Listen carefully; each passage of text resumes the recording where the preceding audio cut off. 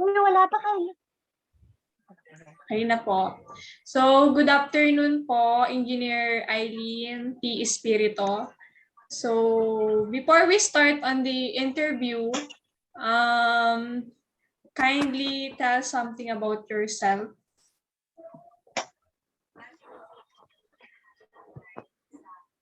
Hi, everyone. Hi, electrical engineering students. So, I am Eileen Terribly Espirito. I graduated Palawan State University year 2007. Yes, 2007. I'm 15 years or almost 16 years in service or graduated. So, yun. Right now, I am in SunPower or Maxion SunPower under solar manufacturing company. So I'm training support for the process. And before, I am manufacturing supervisor or IC of SunPower Manufacturing Limited Philippines. So we manufacture solar cell. The solar cell is the device that absorb energy from the sunlight. So that's my background.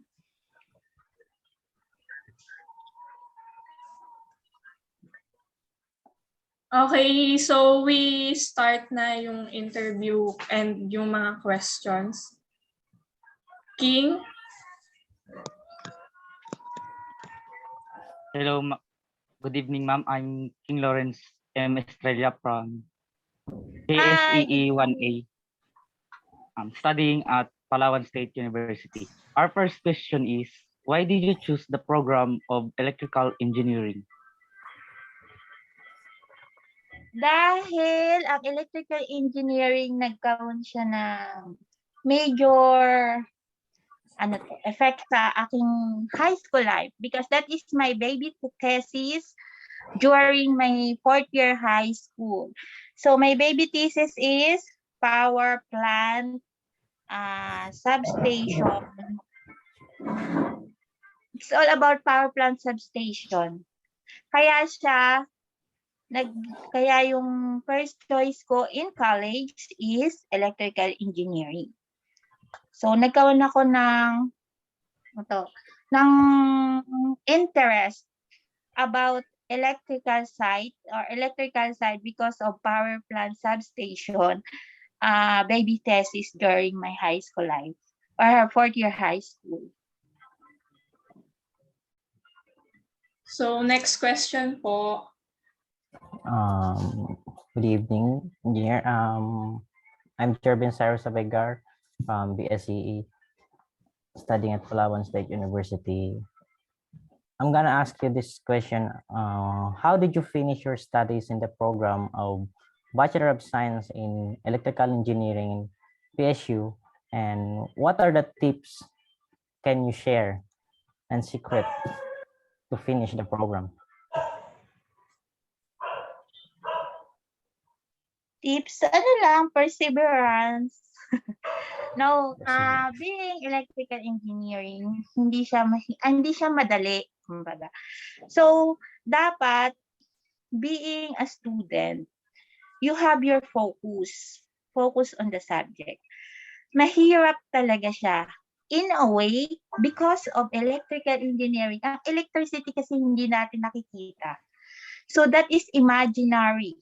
So, magko-compute ka ng hindi mo siya imagine lahat. So, 'di ba, lahat nga tayo may calculus tayo. Ang electrical engineering may calculus siya since 2nd year until 5th year. Kasi nga gagamitin mo yung calculus because yung kino-compute nating electricity imaginary siya. Ini-imagine lang natin siya.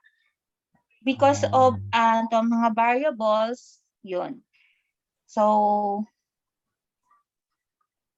wait lang ha.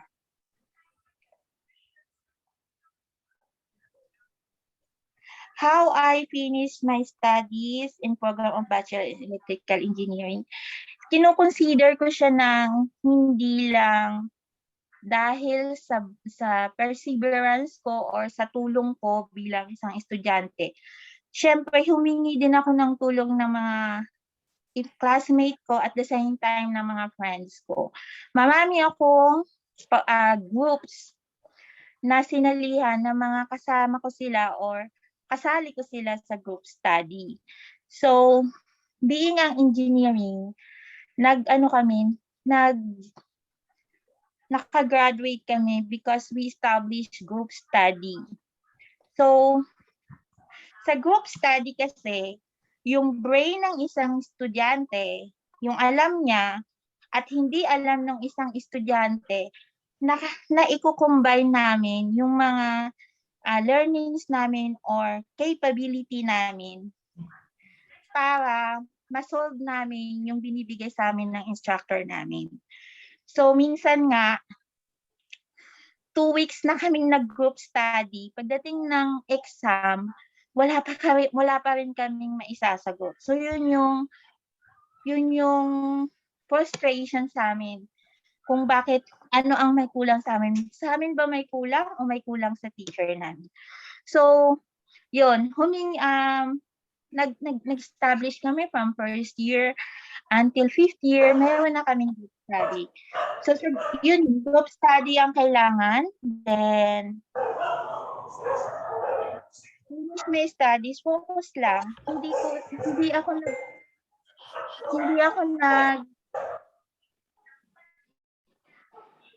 Hindi ako nag-decide na wala sa mindset ko ang mag-change ng course or mag-shift.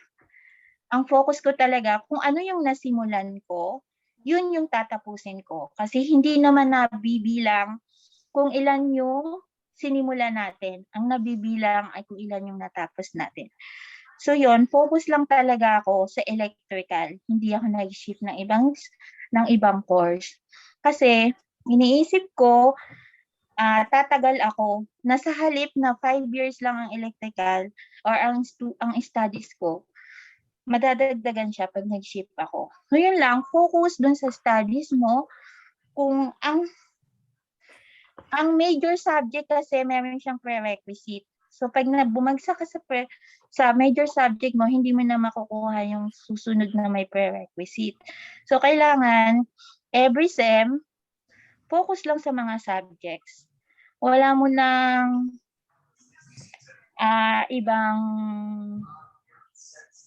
hindrance or wala mo nang mga ibang iniisip, mga gimmicks, ganyan-ganyan. So, focus lang sa studies kung ano yung syllables natin or mga subjects natin, yun lang yung gagawin or yun lang yung focus nating pag-aralan. Then,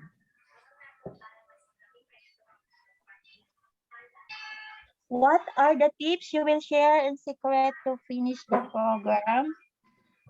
Ano ba? Tropa lang. Tropa, maraming tropa. And Teamwork, ma'am. kasi bilang isa, ako kasi girl kasi ako, yung mga classmate ko, mga boy. So, from first year, marami kaming mga girls. 10 kami. Pagdating ng 5th year, 2 na lang kami. So, yun. So, out of, ilang kami? 150 kami, 13 lang ang umabot ng 5th year regular.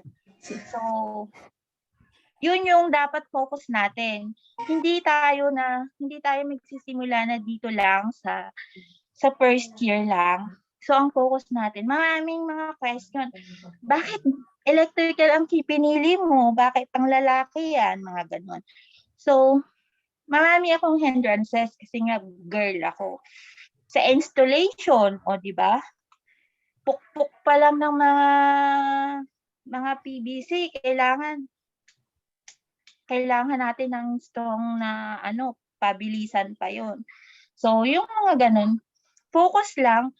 hindi mo dapat tinitingnan yung mga sinasabi ng iba na pagbabatikos or pagre-reject sa'yo, mga ganun. Just focus lang dun sa goal mo in life na dapat sinimulan mo yan or ayan yung pinili mo. Ibig sabihin may reason ka. Bakit yan yung pinili mo? Marami akong mga classmate na nagsasabi na ito kasi gusto ng tatay ko, ito kasi gusto ng parents ko. From the start, na sinunod mo yung parents mo, dapat sundin mo na sila hanggang sa pagtapos mo ng college. Pagtapos mo naman ng college, pwede mo nang iisipin kung ano yung gusto mong trabaho eh. Makukuha mo lahat kasi yung scope ng electrical engineering is malawak siya. So yun. Kasi pagka nag-iba-iba ka pa naglilipat-lipat ka pa ng course or ng iba mo pang gusto, hindi mo sinunod yung parents mo, na simula pa lang sila yung reason, mahihirapan yung career mo. So, focus lang, ayun, sa mga Okay. goal natin in life. Thank you po. Okay, next question. What are the challenges while studying electrical engineering and while preparing for the board exam? So, una, electrical engineering. So, ano ba ang mga challenges natin sa electrical? Ayun, yung unang sinasabi ko nga sa inyo, imaginary siya. Imagine niyo, pag binigyan kayo ng instructor ninyo ng problem, o compute ninyo yung current ng southern part of the Palawan, ganon. Ito yung transformer, ito yung generator, mga ganon. Ito yung voltage. So, kailangan makompute mo yun. Magsisimula ka sa city, syempre, hanggang Brooks Point. So, lahat yon mayroong mga transformer, may current. So, magluloop ka doon, yung kuryente niya, dire-diretso. Pagka nagkamali ka ng isa, current, at saka voltage, mali na lahat yon. So, buong course mo, subject mo, mali na. So, yun yung mga challenges natin sa electrical. Ano? Saan yun? Sa advanced power system. So, may mga ganun tayong mai-encounter sa electrical engineering. So, challenges, marami. Kasi lahat halos ng subject ng electrical, major subject ng electrical, talagang, kumbaga nga sa ibang course, ang 3 or 3.0 is, na sa kanila, mababa na sa kanila yon. Pero pag ikaw, electrical engineering ka or engineering ang kinuha mo, pag nakapag-3 ka sa major subject mo at nakapasa ka, grabing na yun, grabing celebration na yun. So, may challenges. Unang-una ay, brain or yung, syempre, hindi naman lahat is alam natin. Kaya nga tayo kaya nga natin pinili ang electrical, di ba, para pag-aralan natin siya. So, hindi lahat alam ko yung ganun. Hindi yung brain ko hindi ganun katalino. So, isa sa challenges ko yun. So, ano ang ginawa ko to cope my challenge in life? Ayun, umano ako sa mga friends ko, nagtulungan kami ng mga classmates ko na, ayun, kung ano yung alam ko, isi-share ko sa kanila. Kung ano yung alam nila, isi-share nila sa akin. Yun. Ganun lang yun. Hindi tayo magsa-success kung tayo lang. No man is an island. So, kailangan natin ng tulong ng ibang tao or ibang classmates natin. So, ayun. Ano pa? Siyempre, financial challenges ko din yan. Kasi sa electrical, wala naman tayong major na mga kailangan nating i-provide kasi katulad ng mga tourism na kailangan nila mag-field trip. Pero ang challenges because of financial, meron tayo kasing mga field trip, mga ganun, mga designs, yan, mga ganyan.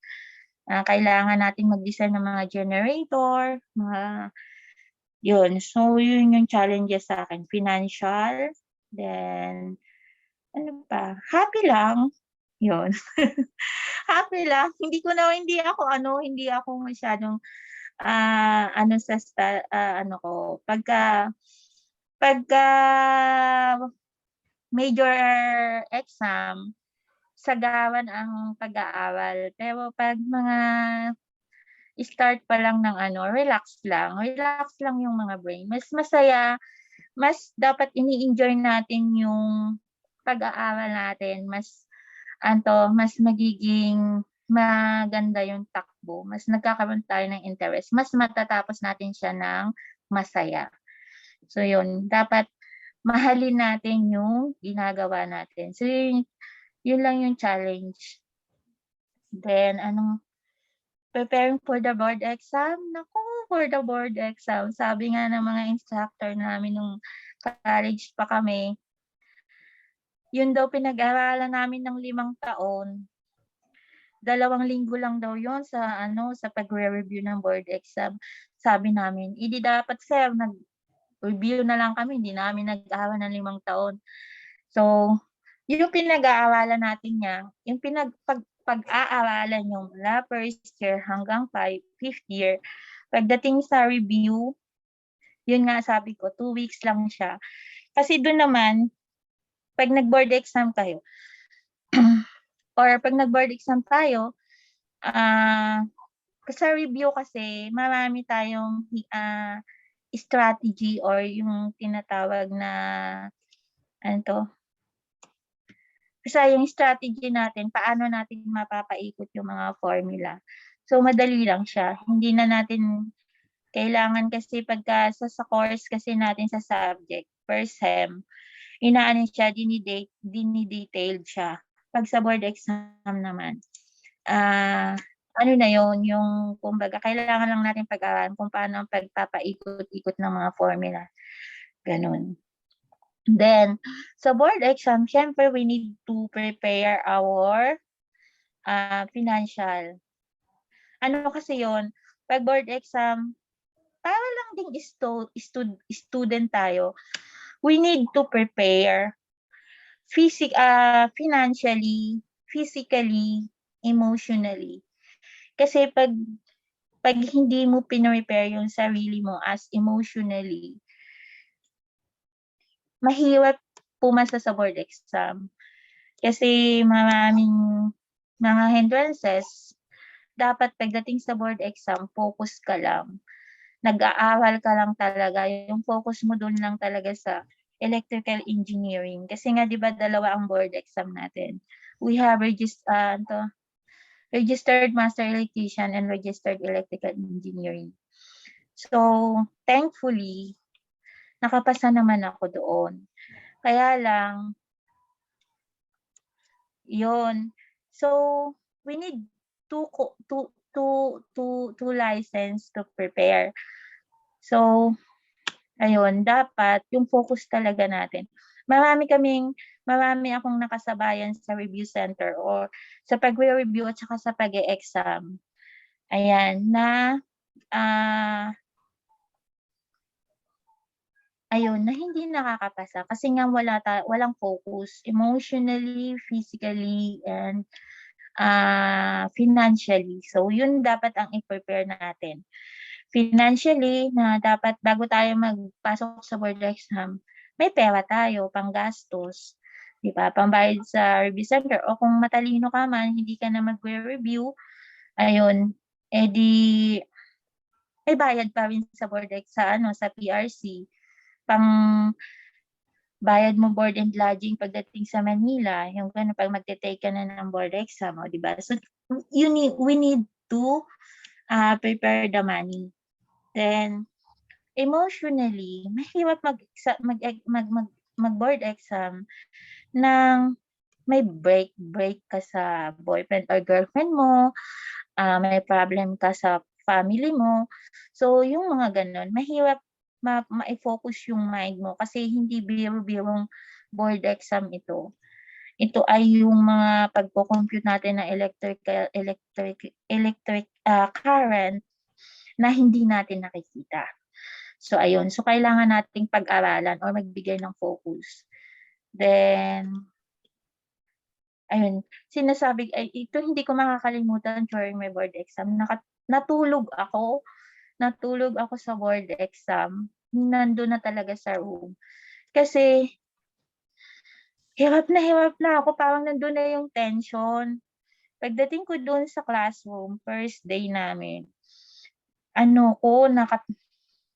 sumakit yung ulo ko, natulog ako. So, by the power of 20 by the power of nap, pagising ko, nalaman ko na yung mga sagot. So, isang pasadahan ko na siya. So, yun yung ko sa board exam. Experience ko na sa inyo i-share ko sa inyo na nakatulog ako sa board exam. Kasi nga, natulog talaga ako kasi ang sakit ng ulo ko. So, yun. Parang nape-pressure ako. Pagkagising ko, ayun na, alam ko na yung mga sagot or napasadahan ko na siya. Yun. Para kasing nandun yung kaba, nandun yung tension. So, pinahinga ko muna yung sarili ko para makapag-focus ako. So, yun. By board exam, kailangan din natin ng support ng family natin. Yun. That's all for your question, Miss Kyla. Next question. After you graduate and you become a registered electrical engineer, what are the job you are looking for and applying in what company and how much is your first salary? Oh my gulay. Salary ang pag-uusapan dito. Hindi. So, ayun. Marami.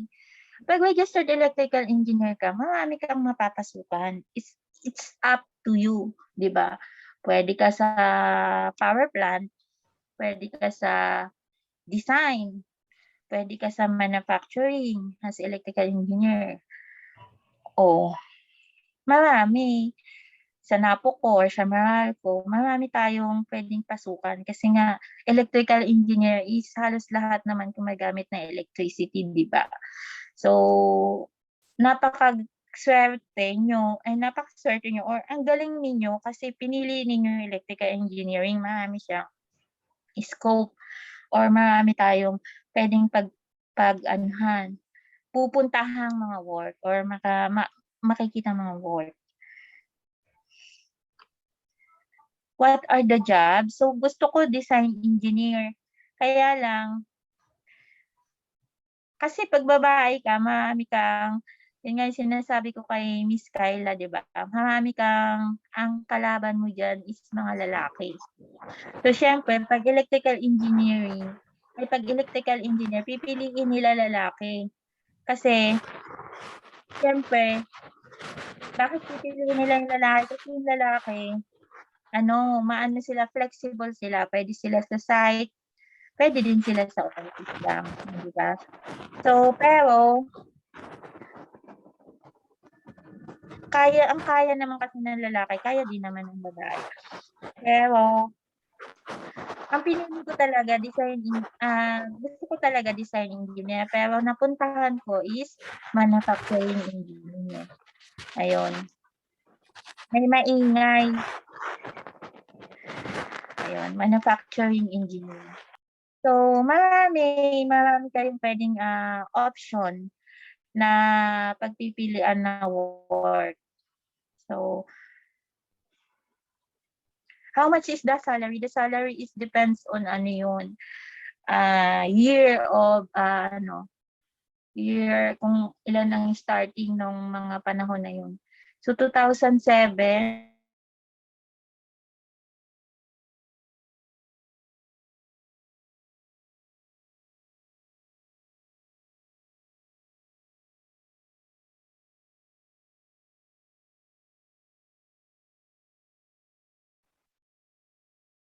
kailan naputol?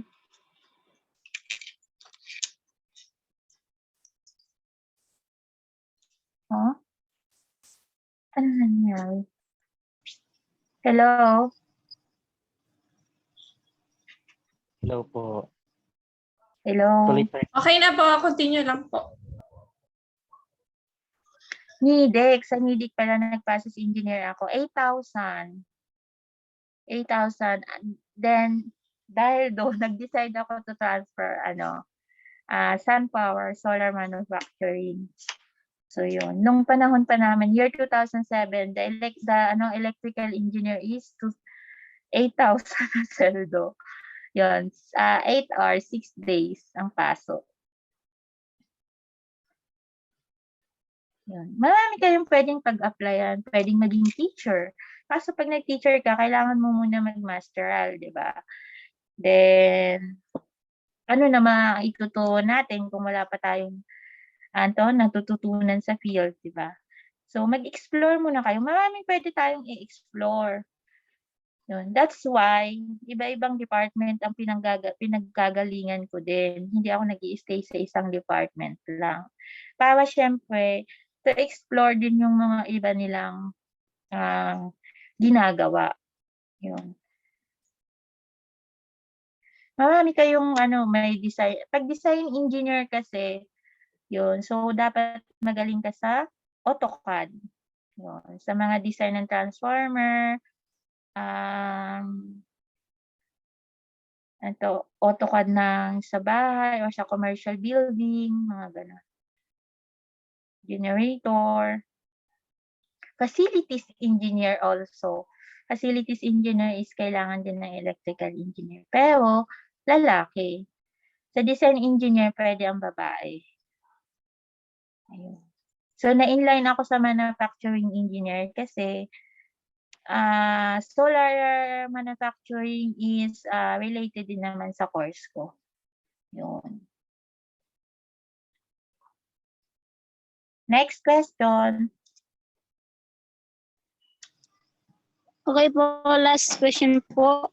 What can you advise to the students who are suffering and studying electrical engineering? What can you advise to the students who are suffering and studying electrical engineering? Huwag kayong may give up. Marami kayong, start pa lang kayo, marami pa kayong pagdadaan ng, pagsubok sa buhay ng being an electrical engineering student. So, marami pa kayong pagsubok. Pa lang yan. I think ngayon may chemistry na kayo and calculus. So, napakahirap talaga sa mathematics is yung calculus. Pero, magaling tayo dapat yan, mga electrical engineering. Kasi, 4th year natin, may Laplace pa yung, yung advanced power system natin. So, yun. Kailangan, magaling ang mga electrical engineering sa calculus. Kasi, application nun is sa advanced power system. So, advice ko sa inyo, kahit hindi electrical engineer, kahit being a college student, marami tayong marami talagang hindrances o pagsubok kayo na dapat malagpasan kasi nagsisimula pa lang. Kasi hindi naman tayo magiging successful kung nakukuha lang natin yung mga bagay na hindi masarap yung success kung wala tayong pagdadaan ng hirap. Yun. So, sabi ko nga kay Kyla, mararanasan mo, papasok ka sa school, wala kang tulog. Oo, totoo yun. Kayang-kaya nyo yun. Yung pinakamagaling nga sa amin nag-aaral ng 2 linggo bago yung class namin. Pagdating nga, sabi ko nga sa inyo, pagdating nung namin, lahat kami hirap kasi hindi namin alam kung tama yung sinasagot namin o hindi. So, yung mga ganong hindrances,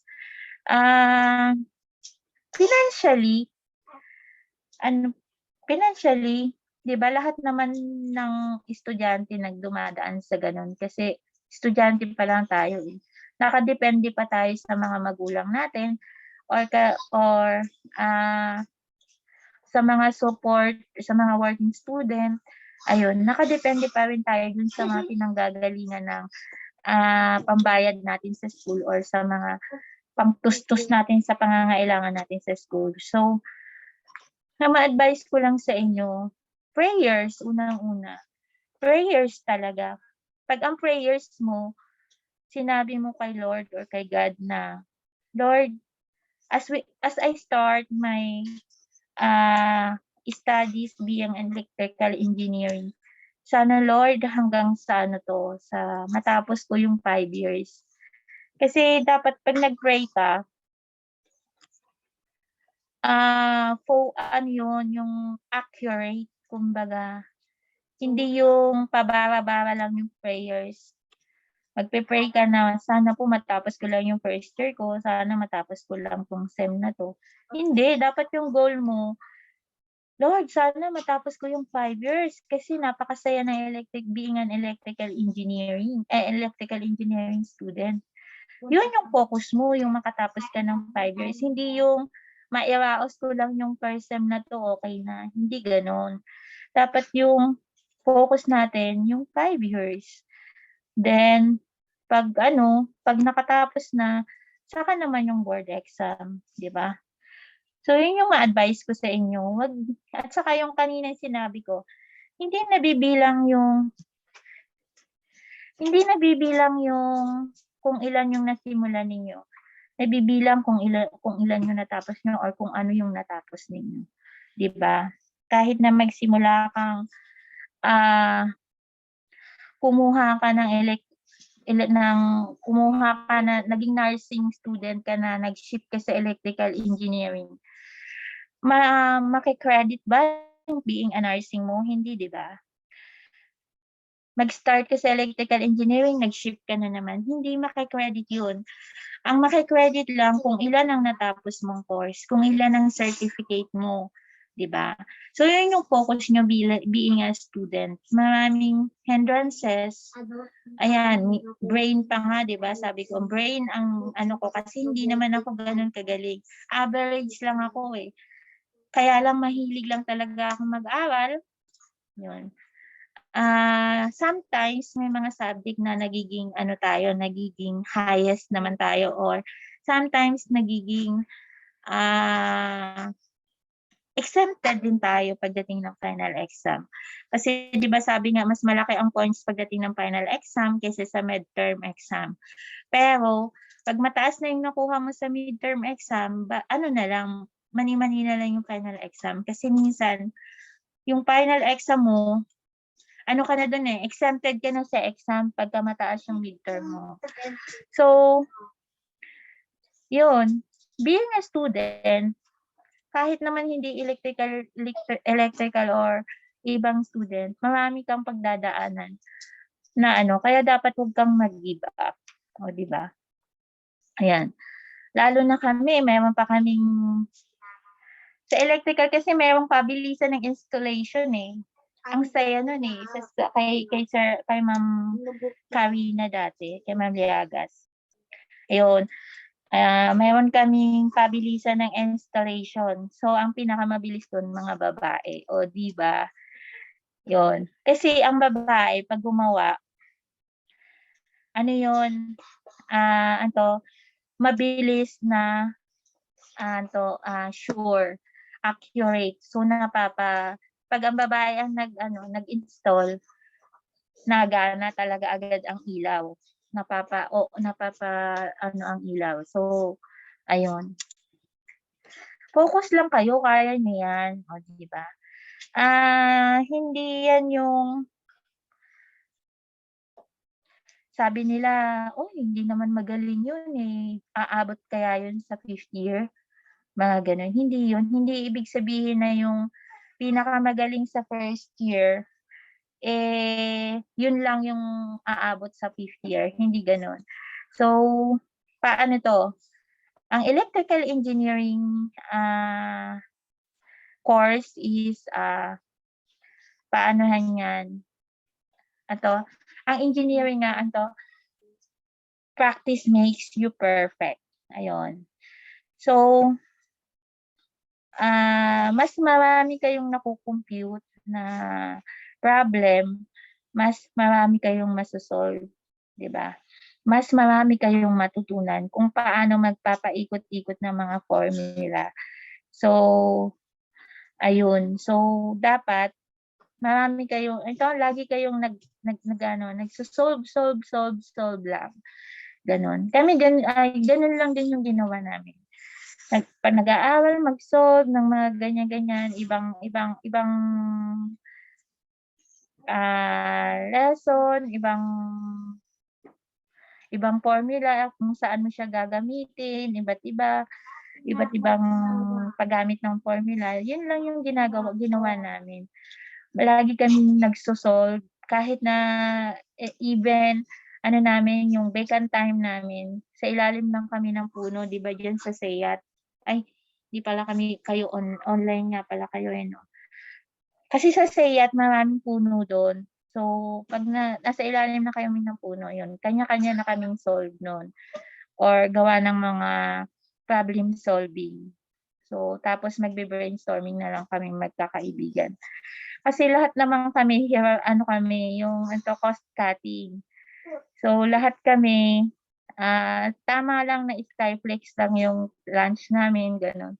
So, para hindi namin maisip yung gutom, nagsosolve na lang kami, di ba? Yun yung namin magkakaibigan.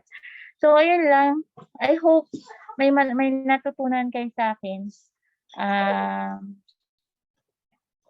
Any question?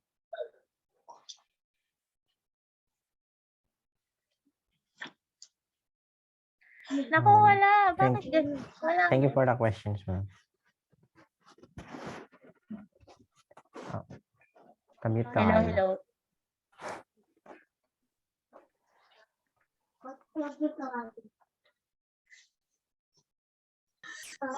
Okay na po, tita. Wala na pong question. Thank you po.